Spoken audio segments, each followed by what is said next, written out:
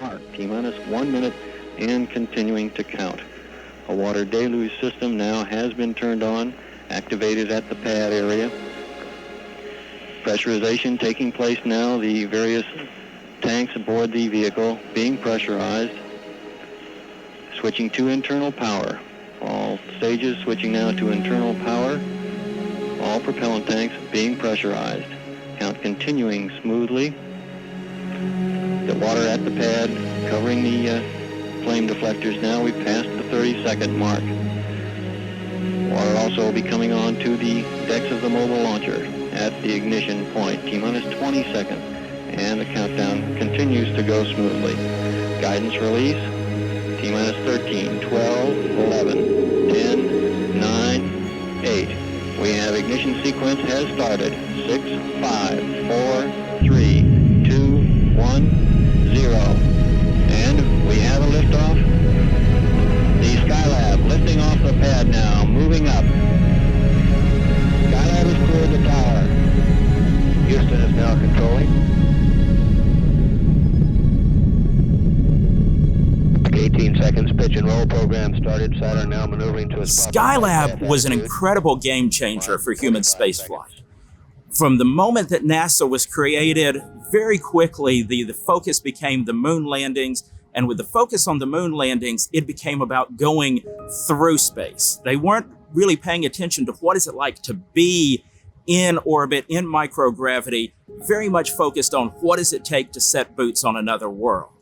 Skylab becomes the first time that we really focus on what it's really like to live in space and work in space and be in this new environment. And that lays the groundwork for everything that happens afterwards. The Space Shuttle program, the International Space Station are built completely on the foundation of the work that was done in Skylab, homesteading the space environment. If Skylab fails, who knows what's next? So if you're at the Kennedy Launch Center that day, you see this Saturn V rocket roaring into the sky. It is an amazing sight. What you don't see if you're watching from the ground is the anomaly that you have in flight. Once the rocket is in the air, there is actually airflow between the structure of the stage and a heat shield that had been mounted to the exterior of it. Airflow actually crosses between the structure of the stage and that heat shield and rips the shield away. When it does, two things happen. On one side, you have a solar array that's your electric power generation system that was being held into place by that heat shield. With the heat shield torn away, it deploys. And you can think about, rolling down your car window, sticking your hand out, the air pressure that you're experiencing. Now picture doing that not at, 50 or 60 miles an hour, but at, thousands of miles an hour. And you can understand just how quickly that thing would have been ripped off of the vehicle. There's another solar array on the other side of the space station. It starts to deploy, but a small strap of metal, as the heat shield was torn away, wrapped around the solar array. It keeps it from deploying, which keeps it from being ripped off, but it also keeps it from being able to extend out once the space station's in orbit. You have now a Skylab space station in orbit, but you have a space station that's crippled and that nobody fully understands initially the condition of. I'm Charles Lewis. I go by the name of Chuck from time to time. At the time of Skylab's launch, I was working in the Manned Systems Integration Branch as a crew systems engineer, concentrating on the EVA activities. Where we were in the Operations Control Center in Huntsville, we had access to the voice loops from Mission Control, not all of them, but some. And it became clear after a little while that somebody was concerned about something. We went back to the office and subsequently got called up to one of the large conference rooms on the second floor, where our boss had spread out the full cluster on the table. He reminded us that several months earlier we had put together an analysis along with the Johnson guys of what sorts of anomalies we could fix and what sorts of things we could not fix. And one of the things we said we could not do was do an EVA out the airlock and down the side of the S-4B. Bob Thompson, our boss, said, all right, you guys, we said we weren't going to do this, but we actually are. And you're going to do it, and we're going to do it in the next couple of days. We started thinking about the fact that it might be a good idea if, when the crew finally got to launch, they would do a fly-around EVA. It's called a stand-up EVA, where one of the crewmen holds another one's boots. Then the first guy extends his body out the hatch and takes a look around. We began thinking about what we might do as part of that stand-up EVA. And one of the things that was obvious is, gosh, if you see something that's started to deploy, maybe with a little urging from a hook or something like that, might get it to break loose and come on out all the way. So we began thinking about safe ways to put some load on the end of that solar array that was stuck, and got thinking about a pole or something that would extend the reach so the command module didn't have to come too close to the array. And I remember quite clearly one of the McDonnell Douglas guys who was across the aisle from me tapped me on the shoulder and put a piece of paper on my desk, and it said, A.B. Chance Company, Centralia, Missouri. In the late 60s and early 70s, when I started to work for A.B. Chance Company, Centralia was a nice little quiet town. A.B. Chance was, of course, the large, almost single employer in town. The town had a lot of pride in those days, as a bulk of the people that worked at A.B. Chance lived in town, and all of the management from the president of the company on down lived within the Centralia School District. Cliff Bosch was the product manager at Chance in those days. He knew everybody and everything about tools and the utility industry. Cliff was a very down-to-earth sort of individual, easy to work for. He would tell you what he wanted and let you do it. Dad was, he an amazing guy. Now, if you would have asked me when I was in high school, I probably would have had a different answer as he was disciplining me, but he was probably a legend in my mind in the line trade. Started years ago, back in the 50s in the military, and went to Kansas first and then into A.B. Chance. I was a demonstrator. He was a hotline manager for 20, 25 years. Instrumental in new tools, new procedures, was obsessed with lineman training. He just cared. He cared about the trade, and he just cared about making sure that linemen were safe and had the best tools available, and he did that through A.B. Chance Company. I made a cold call to A.B. Chance, and the first person that answered, I said, "This is Chuck Lewis. I'm in Huntsville, and you might have heard of the little problem that we had with our spacecraft yesterday." And he said, "Yeah." And I said, "We kind of think you guys might have some tools and some hot sticks that we've heard about that would help us try to figure out what was wrong and correct the problem. And I was hoping you might be able to describe some of the tools that go on the end of the hot sticks." He said, "Yeah, I could do that, but maybe the better thing, we've got a really neat catalog, and why don't I just send you a catalog out?" And I kind of grinned and said, "Well, that's not going to work because we thought these guys were going to launch the next morning, and that's past. We're going to delay that launch, but it's going to happen pretty quick." He said, "All right, I need to let you talk to the product manager. His name is Cliff Bosch." And so he turned me over to Cliff. Cliff picked up the phone. I went through my little spiel again, and he said, "Yeah, I understand. All right, give me 15 minutes. I'm going to walk through the stock room and pick up some stuff, put it in a box, and I'll call you back in 15 minutes. I said, "That's cool." Hung up the phone.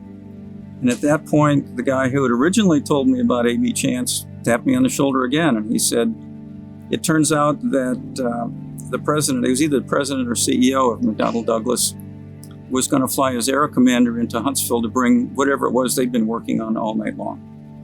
And Centralia is not too far from St. Louis, and there might be a little airport there. If your guy at A.B. Chance has some stuff we could pick up, we can stop off at that little airport and pick it up." It sounded like a pretty good deal. So when Cliff called back after 15 minutes, he said, I haven't had so much fun in a long time. No paperwork. I just picked up stuff off the shelf and I stuffed them in a box and we're ready to go.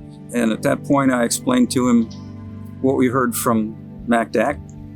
He said, yeah, I can go to the airport, but you really need somebody there to help you understand how to use this stuff. And if there's an extra seat, how's the possibility that I might ride along? Well, Cliff, immediately after the telephone call, called me into his office and explained what was going on. He also called Richard Milholland, who was one of our marketing service people at that time, and explained to us very briefly that this was an emergency and that we needed to ship them whatever they wanted immediately and get it to them overnight. And then Cliff, I think, shortly after that, got another telephone call and was arranged to meet the NASA Learjet in Mexico Airport, which is 15 miles away from here.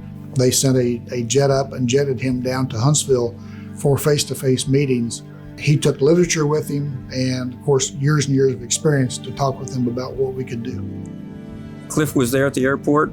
The air commander came down and picked him up, and 3 or 4 hours later, I drove out to Redstone Airfield, picked up Cliff and his box of goodies, and brought it back to our high bay area. We had our 1G mock-up of Skylab, and a bunch of us sat around on the floor, opened up the box, and started taking out tools. It was just like Christmas morning. And about the time it's about 45 minutes had elapsed since we started opening the box, and our boss, J.R. Thompson, came walking in again. He said, "Where's the guy with the tools from Centralia?"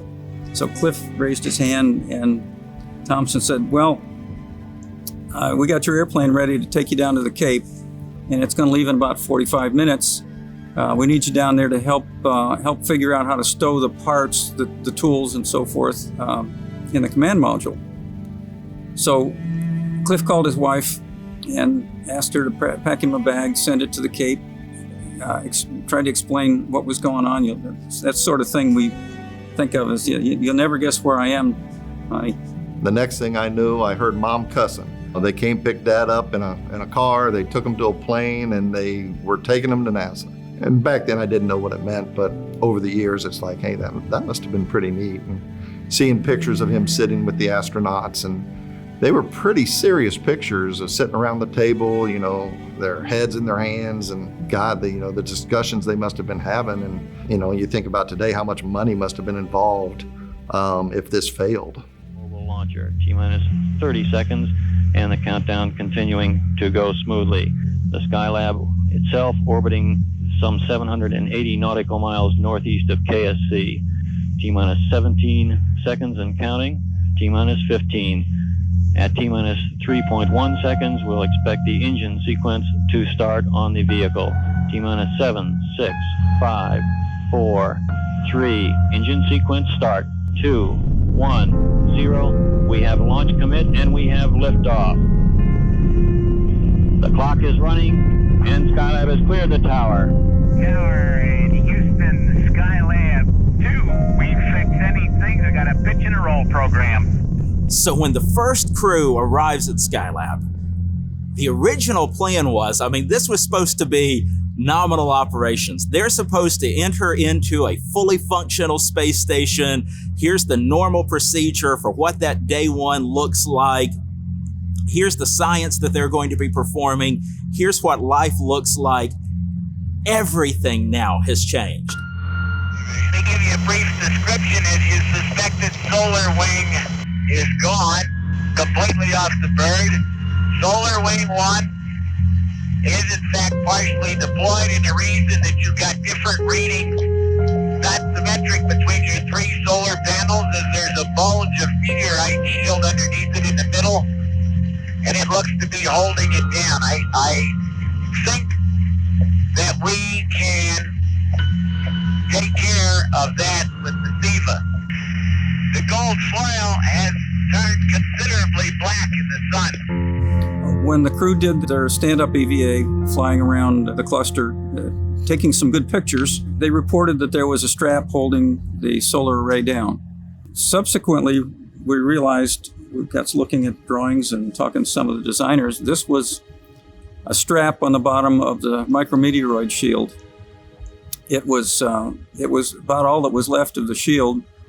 And in this particular case on that solar array, it had wrapped itself around and embedded a 5/16 bolt into the skin of the solar array cover. They would have tried the cable cutter, except it looked like there wasn't enough room, enough clearance between the strap and the surface of the solar array to get the cutter in there. So they gave up on that. But they'd gotten great images and were able to download those, and we got to look at them. And that helped a lot in the subsequent 9 days when we were being a lot more specific in coming up with tools and techniques that they could use on a subsequent EVA. So knowing all of that, knowing that we also had a problem with the orbital workshop heating up due to the loss of the thermal shield, one half of our group, along with a bunch of other people, were working on a way to replace that thermal shield because it was clear the workshop was heating up. It was going to make it uninhabitable if we could not do that. One of the things that Marshall did was to come up with a mylar fabric that we would attempt to spread over the sun side of the surface of the workshop. The scheme that they came up with was to use 2 long poles attached near part of the structure of the Apollo telescope mount, extending down over the surface of the workshop. So all this development was going on concurrently. It appeared that if we were to develop an EVA that would result in freeing the solar array and letting it extend fully, we might be able to take use of some of the parts that the sail guys were coming up with. One of the modifications that the engineers in Huntsville made to the cable cutter from Chance was to put the same kind of quick disconnect fastener that was being used for the sail poles. That way, if we needed to use the poles, we had that available to us. The idea was to use the cable cutter from Chance on the end of about 25 feet of poles to somehow get the crew down around a part of the structure that was holding the trunnions that Apollo telescope mount folded over from. If they could stabilize themselves without foot restraints or handholds, they could put the jaws of the cable cutter around the strap, which would stabilize the end of it, and there you'd have a handhold that would allow somebody to go down to where the strap was. At that point, we were still thinking about a number of alternate ways to cut the strap, including a bone saw from the dental kit. Bone saws did a really good job of cutting even 70-75. So all this time there was a lot of analysis going on, knowing in the back of our minds that one of the things we were going to have to do is to convince the management council that this was safe and viable and had a reasonably strong chance of success.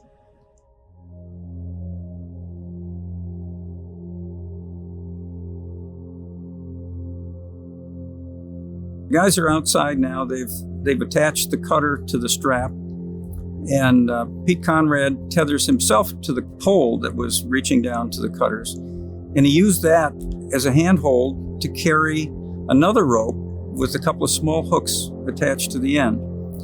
What he needed to do there was to hook the end of that rope into the bend relief holes on the surface of a vent. The vent cover was on the top surface of the solar array beam, and it was far enough down that the idea was that if we could get a little upward force on the bottom edge of that vent cover, might be able to break the thing loose. After he hooked his tether on the end of that, he came back up to help Joe Kerwin put enough force on the rope to cut the tether. So after the guys got the strap cut with the cutter, they used the tether that Conrad had hooked to the back end of the vent cover. They snubbed it down and tightened it up again to that same structure that they were stabilizing themselves with. Took all the slack out. Conrad went down to the hinge end of the solar array, put his feet on the hinge end, got the tether, crouched down, and while he stood up, Joe Kerwin pulled tension on his end.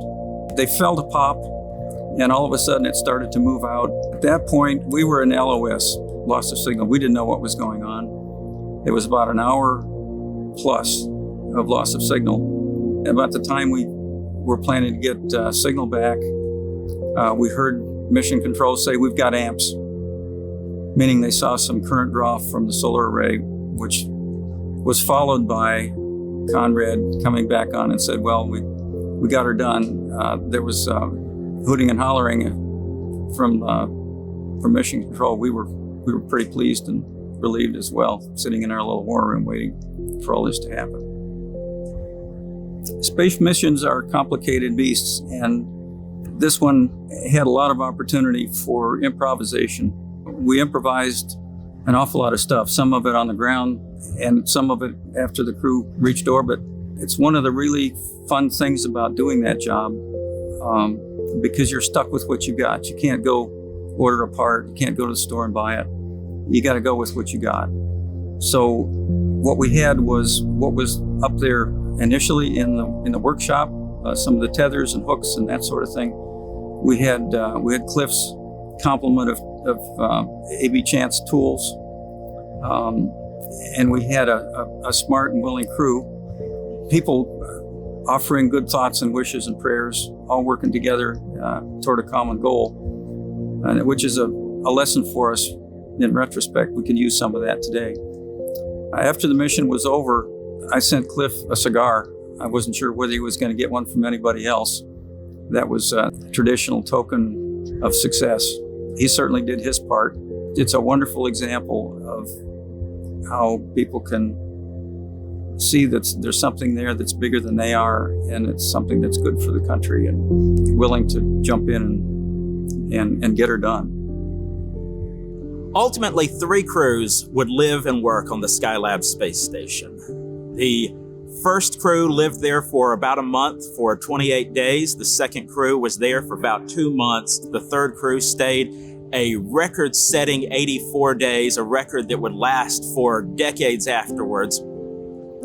The work that they did in biological science, human adaptation to the spaceflight environment, to material science, understanding how physics works in a microgravity environment, solar astronomy, learning about space weather and the interaction between the sun and the Earth in a way we had never understood it before, an Earth resources program that's studying our planet in a whole new way that helps us better understand our environment, helps us better understand the resources that are available to us and the resources that we need to steward on the Earth, were groundbreaking. Skylab, I think, today is underappreciated because it's almost impossible to imagine now not knowing the things that Skylab taught us. We have today the Hubble Space Telescope, which is an amazing stellar observatory that is working today, that was working at all only because we knew we could send astronauts up to repair it. Without the experience that we had on Skylab, we don't have that knowledge. It really was the program that taught us everything we needed to know to have the space shuttle, to have the International Space Station, and ultimately it's going to be the foundation for the programs that take us back to the moon and on to Mars. In the movie Apollo 13, they bring the astronauts home successfully after the famous Houston, we had a problem on the way to the moon. Everybody celebrates as the capsule splashes down. They make the comment that, rather than a failure, this was NASA's finest moment. My co-author on Homesteading Space, Owen Garriott, said, that's true for Johnson Space Center. Like for Johnson Space Center, for mission control, for the astronauts working there, yes. Man, Apollo 13 was an unrivaled shining moment. For NASA as a whole, it's saving Skylab. The story of A.B. Chance and the saving of Skylab just demonstrates how much it wasn't just the people at Johnson Space Center trying to figure out how to get the astronauts to perform the tasks that were going to be needed to save the space station. It wasn't just the folks at Marshall Space Flight Center studying what exactly was wrong with the space station and how it could be saved. It wasn't just the people at Kennedy Space Center getting ready to launch a rescue mission. It was Americans across the country saying, here's what we can do, here's our ideas, here's how we can contribute to making this happen. It was the finest moment for American human spaceflight. This is Skylab Control. Here in the Mission Control Center, cigars are being lit, a lot of hands being shaken, backs being patted. On the big forward screen, a replica of the Skylab crew patch, and these words, Skylab 1/2, mission accomplished. A tribute to the combined abilities of NASA and all support contractors who surmounted problems to begin a new era of scientific achievement.